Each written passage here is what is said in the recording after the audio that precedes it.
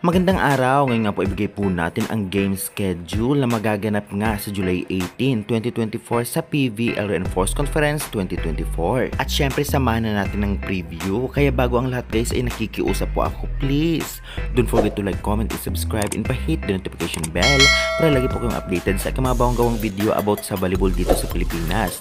Dahil po umabot tayo ng 100,000 subscribers ay mamimigay tayo ng Gcash sa aking solid supporters. Maraming salamat! PVL game schedule July 18, 2024, Petrogas Angels versus Sus Thunderbells. 2 PM po yan. Alam naman natin lahat na napakalakas ng Petrogas ngayon, lalong-lalo pa sa pagbabalik na nga ni Salas bilang import ng Petro. At masusubukan rin ang bagong team na pumasok ngayon sa PVL. Ito ang Sus Coffee. Hindi muna tayo mag-e-expect sa lakas ngayon ng bagong team, ngunit alam naman natin na may laban dahil nga sa import nila.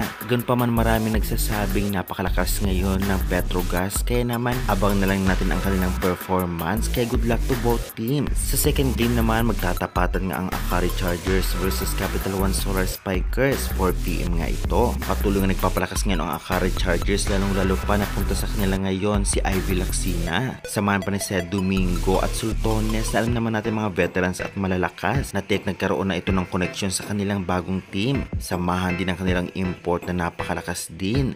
Kaya naman kahit na medyo tumatagal na rin talaga ang Capital One Solar Spikers ay talagang mahihirapan sila sa Akari Chargers. Depende na lamang kung malakas ang import o connection ng import sa Capital One, na alam naman natin na malakas din ang import nito na marami nagpe-predict na isa sa pinakamalakas na import sa PVL ay galing sa Capital One. Kaya good luck na lamang to both teams. Sa third game naman ang tapatan nga ng Signal HD Spikers versus Chocomocho Flying Titans.